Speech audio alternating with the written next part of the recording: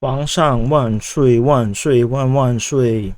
So, hello everyone, this is Defense Politics Asia, and Mr. C here is officially becoming practically the emperor of China, because he secured an unprecedented third term. So this is basically a three-part series. There's two more parts. The first part was talking about the real estate crisis in China. The second part is talking about the natural disasters, including COVID, how it's affecting China. And now we're going to go into basically a bit of economics of the situation, the finance situation in China. And this is going to probably be shorter, I guess, I think. So anyway, before I forget, like the last video, until the third news that I remember about Mr. C, 皇上请告辞了, and then bye bye Mr. C. Okay, so he's gone. And so thank you so much for Mr. C from or His Majesty to grace our YouTube video around here. So let's start off with the China export growth in July actually picked up, rising 18% year on year. So there is a lot of talk, especially from all these China Doom YouTube channels. So a lot of YouTube channels are talking about China is going to be gone in 1 week, 28 days, 10 days, 14 days. You're going to crash, you're going to collapse, economy is going to crash, stock market crash. No, it didn't happen. I have saw some of these videos, and I've kind of marked it in my mind. Okay, China is going to crash in 2 weeks. Never happens. It never happens. So instead, what we get is that there is the increase in export. I'm actually partly partly responsible for it, because I did buy some stuff from China. Can't be helped. It's just too cheap. And so the foreign trade containers that put on the 8 Chinese port rose by 14.5% in July, speed up from the 8.4 gains in June. So, and then moreover, this amidst the negative real interest rate and surging inflation, so the Europeans and the American customer may have front-loaded orders. That means they bought more stocks than they need to ensure that they have goods on hand with lower cost. Because and probably on hindsight, because now it's already coming to November, they got it right, because inflation is going through the roof. So on the 15th of August, the China Central Bank unexpectedly slashed rates. So after data show that the economic activities actually slowed in July. So despite the massive seemingly massive increase in terms of exports, actually the economy is actually sluggish, and the central bank seems that is decided to now that he has a more pressing problem. And then because the July data show lackluster economic momentum and a slowdown in credit growth, so now the momentum of economic recovery has slowed. So they need to have more efforts to consolidate the foundation of economic recovery, according to the government spokesman. Of course, it does sound very governmenty, right? The way the sentence is being structured. So, and of course, when you cut rates, your currency is going to lose value, and against a rising US dollar, which was trying to fight inflation on the other side of the earth, of the globe, the China Yuan has fell to a 14-year low against the US dollar on the 28th of September. And despite the central bank's effort to stem the slide after US interest rate hikes prompt traders to convert money into dollars in search of higher returns. So the weaker yuan helped Chinese exporters, making their goods cheaper, abroad. But it also encourages capital to flow out of the economy. So this raises costs for Chinese borrowers and set back the ruling party's effort to boost weak economic growth. So the yuan fell to 7.2301 to a dollar. And remember, on top of that, if you have remembered the first video of this series of the China crisis, a lot of these real estate company, remember, owe overseas bonds or owe offshore debts. And all these debts and money and bonds are all in US dollar. which means that with the China yuan dropping to 14-year low against the US dollar, which means that the foreign debt actually has increased. So despite whatever they're doing to try to pay the debts just grew bigger. So let's say if you increase your income by 5%, 10%, try to so that you can pay your debt, but maybe the increase have grown to 10-20% in terms of the US dollar. Good job for your effort. So, and somehow this comes, so around 1-2 weeks later, China, it was reported that under the Belt and Road Initiative, China is now the largest official creditor in the world. So they are owed the most money, and this is money that was spent before the crisis, most of it, and where they actually give out loan of over $1 trillion to 150 developing and less developed countries at high interest rate. So becoming the world's largest official creditor for the first time. So perhaps through the Belt and Road Initiative, China is trying to get money, earn real money, so that they have no income, but the whole freaking world is economy is crashed. Everybody has no money. Look at Sri Lanka, look at Pakistan. No one have money to actually pay China. So this is not actually the good news. Being the largest official creditor, and now now China is learning hard lessons, because the borrowing countries are facing foreign exchange crisis and they cannot pay back the Chinese debts. So 60% of these overseas loans are held by countries considered to be in financial distress, compared to just 5% in 2010. So China is not just giving out money or loaning money to so-called debt trap all these countries, but they are literally trapping themselves by lending money to countries that actually cannot pay back to them.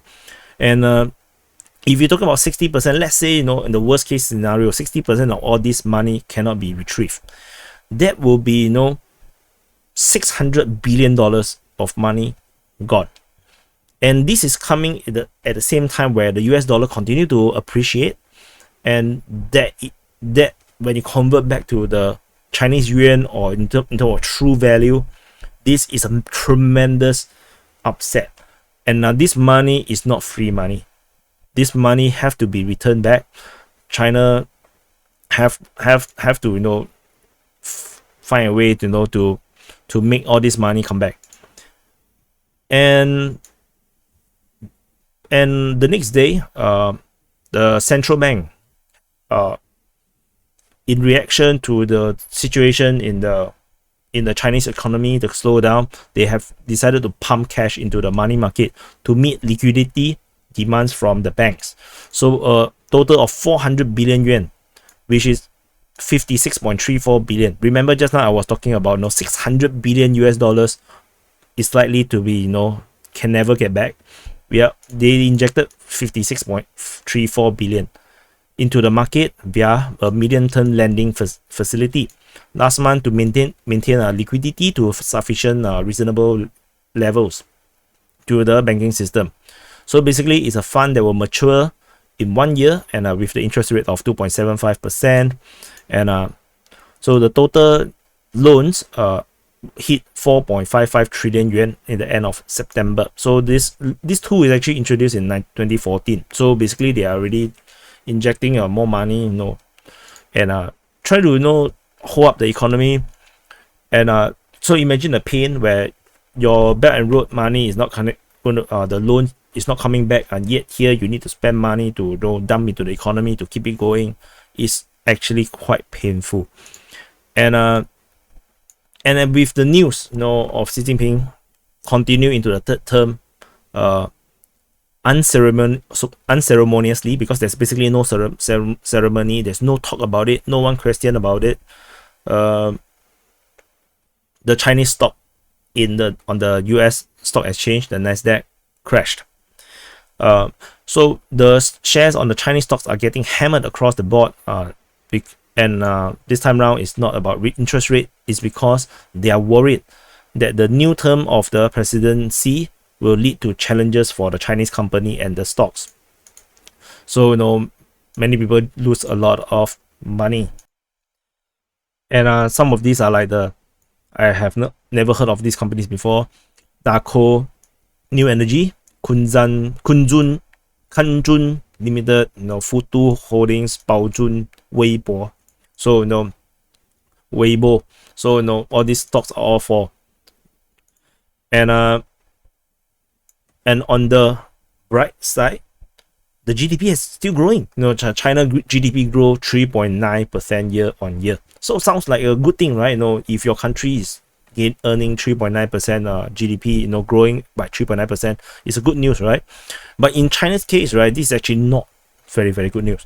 Although they try to make it sound like a good news, where the GDP continued to grow by 3.9% to 30.76 trillion yuan in the third quarter, 3.5 points higher than the second quarter. So the second quarter was around 3%, and so it seems to be doing better than the previous quarter. But Taipei Times, of course, the Taiwan media, reminds us of what is the reality, which is that this is actually well below the Chinese Communist Party's target of 5%. So China is actually underperforming according to what they expect themselves to do. They are targeting 5%, but they are only getting 3.9%. And the first two quarters is only around 3 to 3.1%. So they are suffering from their own COVID policies and all the situations that's happening across China. Imagine you do not have all these problems that we have covered across this entire series. China would have grown by 10%. You see, Xi Jinping is looking at me already. He's not happy that I'm talking about all these things. Yeah, okay. 知道了. He said that my social credit score will go to 0. So now I cannot take trains anymore. So anyway, this is the final part of this China crisis series of videos. This entire series came out because I seen so much of this China doom videos, YouTube videos, and they never come true. So and then I start to have this question, what is actually happening in China? Is things really as bad as all this China doom YouTube channel suggests? So I started to do my own research. This stuff is actually already plotted for months. I just didn't have time to really do a video on it, and things continue to develop, and only until now that I'm actually able to do the video on it. And it comes at a good time because Xi Jinping has taken the third term, and I think it's the right time to actually look at this in a very objective way. How his third term is going to be for him, how challenging would it be? And it looks utterly challenging. Things are not good, especially for the real estate. If you check out the first part, the real estate crisis, that is not a solvable problem, and there are actually other problems that I have not highlighted in China. Many of them is money related, finance related, and we're not even going to go into the alleged Uyghur problems in Xinjiang, or we're not going to talk about the unrest maybe within the society or the job numbers. We're just talking about the very macro stuff, and there is tremendous problems already for China and for Xi Jinping to deal with.